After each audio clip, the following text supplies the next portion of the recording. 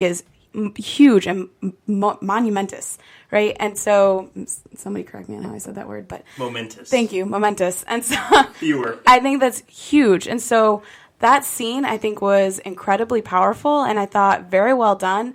And until this moment for me, especially with Arya, less so with Sansa, but you see them as kids, I feel like, for the entire show. You know, they start out as kind of bratty kids, and they always fight, and they're always yelling and screaming at each other. And then even Arya, you know, she always kind of seems gangly and is, you know, always kind of weak, but really trying really hard. And she's always getting kicked around. This is the episode for both of them where I felt like they totally owned their own. And together, I mean, it was just, I think, really moving. And from a woman's perspective, it was just a huge, huge moment, I think. So I want to get back to what Kendall was saying, and Beth, I think you're saying this too, but like they're both looking at each other like, wow, you did the thing that you said you were going to go do, but neither of them realize the hardships that other person's been through to get to that point, right? Yeah. So Arya gets back and says, wow, you're the Lady of Winterfell. Look, you got everything you ever wanted. And then Sansa's watching Arya duel with Brienne and going like, man, you're a badass. Like, I can't believe that you've done this. And like, she's got that look on her face of like, oh my God, like, I totally underestimated you, and like you actually do have a fucking list, and look how good you are at this. And it's like this moment where it's like they both think that, you know, they've made it, and neither of them have had the conversation about how difficult it's been. I interpreted that scene differently. Yeah? You're wrong. Are we going? No. So where are we going next? Are we going? Because we're jumping, and there's stuff to talk about. That Brienne and Arya scene that is like super impactful to see how far Arya's come. And I actually almost took it differently in that Sansa's a little scared in essence, because so Arya makes the offhanded comment that, you know, Joffrey was on her list, and Sansa goes, list? And it's kind of like that callback to the Ed Sheeran Lannister guys, where they didn't believe her either. And then Bran confirms that Cersei's on her list, and then Sansa's like, oh, there's a list, so who else is on this list? And Arya goes, well, most of them are dead.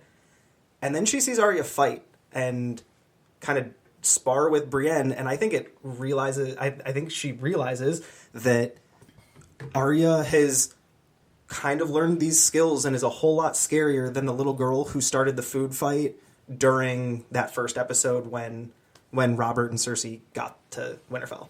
And cool point about that duel between Brienne and Arya. Someone on Reddit, and if you're listening, please take credit for this, because it was so cool. You like diagrammed the entire duel, and you told us how this should work. And I spent like 45 minutes a day reading through this entire article.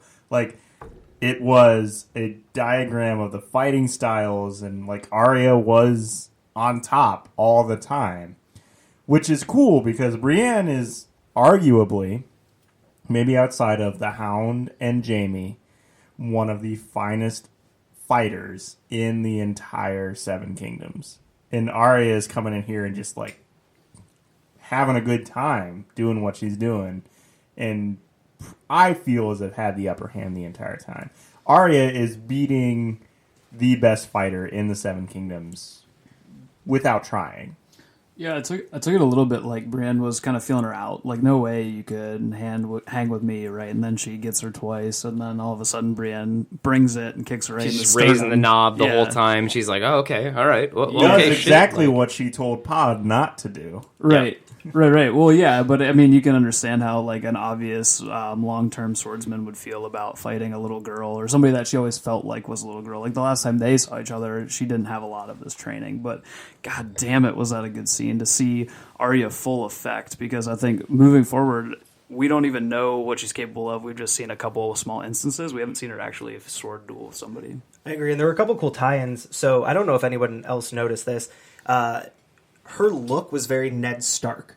The way she held herself, the hair, all of it was very Ned Stark. And then she gets into this fight, and she's kind of like Syrio, and just flowing through it. She's got the sword behind her back. That's great. And there were these couple, like just like the rest of this episode, there are a bunch of tie-ins. And then it's kind of like, so this is what she learned with the Faceless Men. Like, this was what her training was, and you're starting to see, like Joe said, kind of what she's become. I'm so glad because, God, man, I hated that fucking storyline of the Faceless Men. I really hated it. I don't know if anybody else agrees with me, No, but I completely disagree. I'm with Joe. So, Like I'm with hated Brogan. I didn't like it. I we are hated split. it. But like I'm so glad. I'm happy with the result. Like I'm happy that now we've got this well trained weapon. And like to me, and I'm gonna get a little deep with you guys here on this. So just follow me for a second. But Dive, baby. if we were to look at the characters as weapons, like what weapon would you say Arya is? She's a fucking dagger. She's a like dagger. of course she has cat's paw now. She is cat's paw. Like that dagger has never been more at home with anybody than with her, right? And so like to me, like that is such a cool just like badass moment that Bran gives her cat's paw. So I think that's a great point and kind of something we grazed over. Does Bran know what the outcome of Arya and Cat's Paw is? Does he know a future instance where Arya is going to need the dagger, and is that why he gave it to her? I feel as if he may not know what the outcome is, but he knows what Cat's Paw has been used for. And he's like, so this guy, Littlefinger, tried to murder me, and I'm going to give it to you, dear sister, who is apparently a murder machine. Do with it what you will.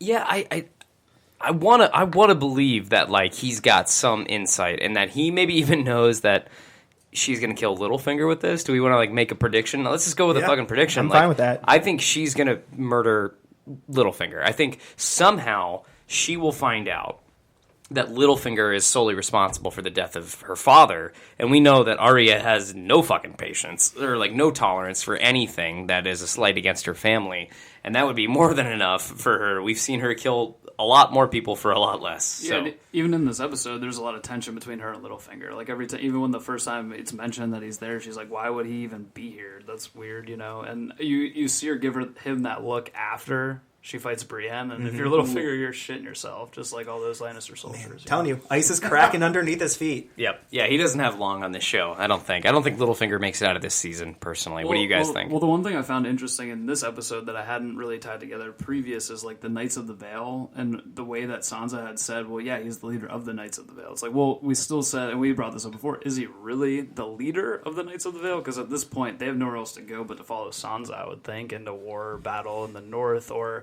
Robin Arryn could easily turn around and just say, like, yeah, I'm a crazy kid. I don't know. I don't care about Littlefinger. I care more about everybody else. What a creepy kid. Yeah. Oh, I forgot about that kid. Oh, man, it's a creepy kid. That's a great question, though. So I would wonder how other people interpret it, because that's just how I personally interpreted it. Like, He doesn't feel important, but we've always said he has his toe in other things at the time. Cool. No, we need to get to the cave scene. Let's just. So I want to keep it moving at least a little bit. I think, in general, as we continue to break down these scenes, I think some of the feedback that we got in shout out, by the way, to our folks that have reached out to us, just like you can at Geeks. That's right. That's GEEKS at HOTYB.co. If you have suggestions for us here on the show, we're happy to take those in. We will make changes. We do this for you. We wouldn't be here without you. That's a total lie, because for a long time we didn't have listeners, so we'd still be doing this with or without you. But now that you're listening, we might as well make this a little bit better. So, one of the pieces is we'll break down the scenes as best we can, but start to give a little bit more theories, right? And give an idea of where we think things are going to go. So with that, I think there is a huge opportunity to start giving out theories back on Dragonstone. So back on Dragonstone, we finally got this meeting between Jon and Dany, which I think essentially sold Dany, if she wasn't already sold, on what's happening in the North. And I want to go back to something I said last week to Jon, which I have been proven wrong. I said, Jon had brought up that maybe that there would be a romantic relationship between Jon Snow and Daenerys. And I was like, no, I don't think they're going to do that. This show's not going to lean into that. And man, was I wrong, because there was some love vibes in that cave. We know what Jon does in a cave. It is sensual. That's right, yes. He goes into a cave with Ygritte, so we know what his MO is cave. Sounds like Jon Snow knows something. Yeah. You think he just whispered Dracarys? You know nothing, Jon Snow. Yep. It's like, well, maybe we should cuddle to keep warm.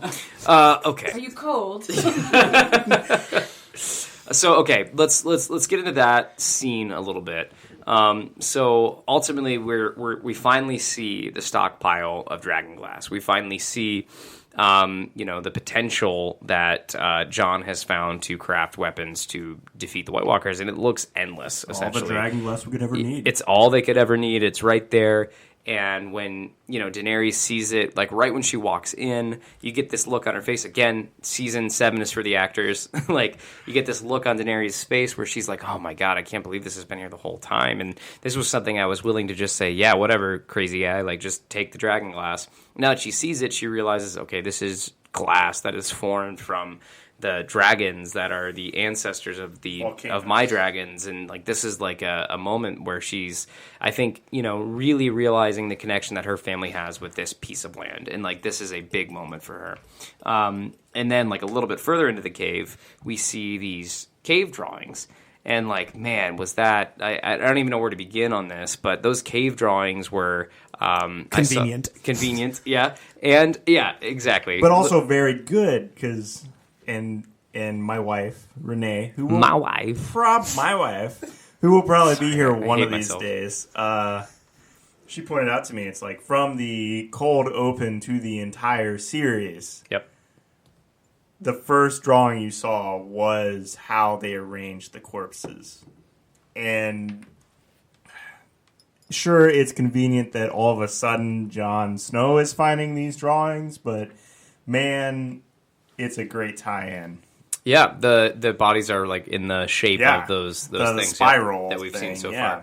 far. And what's interesting to me is that we finally see the lineage of the first men. We see that the first men fought against the White Walkers way back when, after the children of the forest created them, right? And that they fought together. And it was this moment where I had this crazy idea, this crazy thought about how some things might shake out here. Do you think there is a chance that we can have like a temporary peace between Cersei and her army, and have an actual moment where everyone gets together to fight off this, and then we get back to the Game of Thrones at the end of next season? No. It would be boring if that happened. I do. I really see it. And here's the tie together. You see it? Yeah, the tie together is Tyrion and Jaime. Tyrion. And Jaime and Cersei. He's the road. And for whatever fucking reason Theon is still alive, Theon somehow with the Greyjoy army, and everybody moving north. But I do think the way the story is playing out, that it is south, figure that out, and then everybody that's left in the south goes north. But I could see it happening with the rest of everybody. I think Cersei just has too much red. I think it happens because of Tyrion. I think, what has Tyrion been able to, like, we all know how important this character is, right? Tyrion is an incredibly important character to the show. He's an incredibly important character to move along big narratives. And we haven't seen him do that in a while. All we've seen Tyrion do so far is fail. What if the way that he's supposed to succeed is, and Seth, I'm going to jack one of your theories here from the end of this show real quick, but I'm going to use it real quick. If Tyrion pulls Jaime out of that water at the end of this season, and all of a sudden we've got the connection again between Tyrion and Jaime, okay, and Tyrion and Jaime can go back and play the conduit between Daenerys and her force and Cersei and her force. And if that can come together to be this moment where it's like, and we can prove that there's a threat beyond the wall, and it doesn't matter whose skeleton is sitting on the Iron Throne, we need to take care of our shit, and then we can fight to the death. Good. No, you're good. Go ahead. I would say violently no. Except that listening, you guys are actually kind of persuading me, maybe a little bit. And I would say the one thing that would have to happen before that would even be possible is Cersei would have to be gone. Yes. I absolutely. By who? In no way, shape, or form. By the fucking Kingslayer! Right. Could this take pop? So yeah, I could see that. My theory off of what Beth is saying and kind of what Brogan alluded to is that Tyrion's going to pull Jaime out of the water. It's going to be his way to repay Jaime for freeing him after Joffrey's assassination, and they're going to keep him somewhat captive, and somehow that's going to lead them back into King's Landing, where Cersei is going to attempt to kill Tyrion. Jaime is going to have to make a decision between his siblings, and we can see this break between him and Cersei, but there's always been this brotherly just and he already knows he didn't kill Joffrey. And now he knows that, and I think in essence, Jaime is going to save Tyrion by killing Cersei. Oh, that is my theory. Beth, though, with that was so huge. Now, I don't have a mic. I think that's great. That's because I wanted to talk, Brogan. Sorry. Go. Brogan's been boxed out. Brogan's boxed out. Put that on the books. That is my theory for this. I think that's awesome. Yeah. I love the theory. That's good. Those are the epic ones that you're like, are we outsmarting George R. R. Martin, though? No, because he's the one who knows how